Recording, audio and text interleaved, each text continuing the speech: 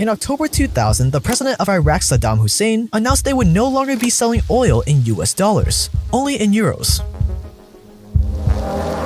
Which on the surface is an innocent change. What's the big deal? The big deal is that Iraq has the 5th largest petroleum reserves in the world, and in the 2000s it had become the world's 5th largest oil producer. So when Hussein decided to start selling oil in euros instead of dollars, the US wasn't too happy. By February 2003, he has sold over 3 billion barrels of oil for 26 billion euros. A month later, the US invaded Iraq. My fellow citizens, at this hour, American and coalition forces are in the early stages of military operations to disarm Iraq, to free its people, and to defend the world from grave danger. In an operation ironically called Operation Iraqi Freedom. They overthrew Saddam, and by June, just 4 months later, the country was back to selling oil in dollars. Years later, a number of US officials started to let the truth seep out. Former head of US operations in Iraq, General John Abizaid, said of course it's about oil, we can't really deny that. Former Fed Chairman Alan Greenspan wrote in his memoir that, quote, "I'm saddened that it's politically inconvenient to acknowledge what everyone knows. The Iraq War is largely about oil," end quote. And former Defense Secretary Chuck Hagel said the same in 2007, quote, "People say we're not fighting for oil. Of course we are," end quote. Venezuela, 2002. Coincidentally, Venezuela also has large oil reserves. In fact, they have the largest proven oil reserves in the world. At the time, Hugo Chavez was in charge of Venezuela as the dictator president.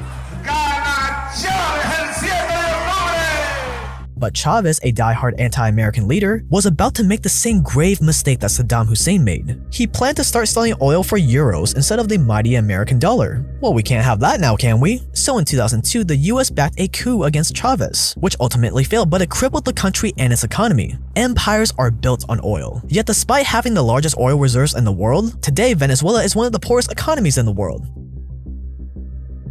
Do other factors play into that? Many. We've talked about a few of them on this channel before. But going against the US is probably a big no-no. Libya, 2009.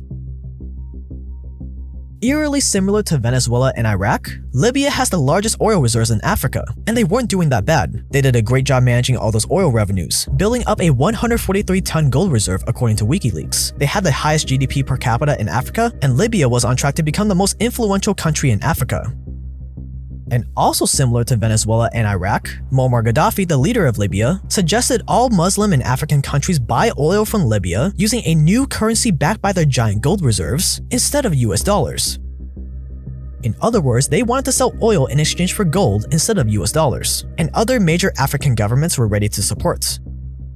But I think we can all guess what happened next.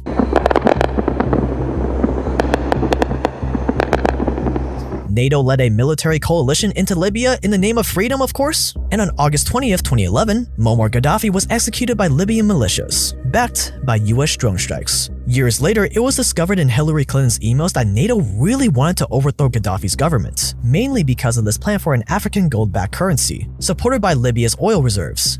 This was Libya before, and this is Libya today. A failed state with widespread poverty and an ongoing civil war. Why? Because each of these countries tried to break away from using the dollar as payment for their oil, and each of them faced the consequences of America's wrath.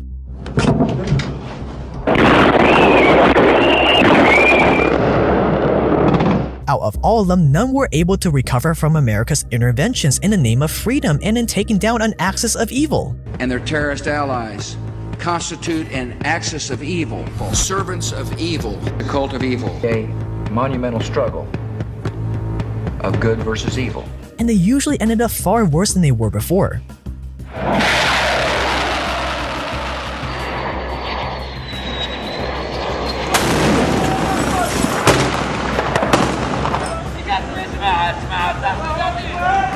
All these countries had problems, but all of these countries had huge economic potential despite their dictator leaders. But as soon as they moved away from selling oil in dollars, the US swooped in and quickly put an end to the party. And they're not alone.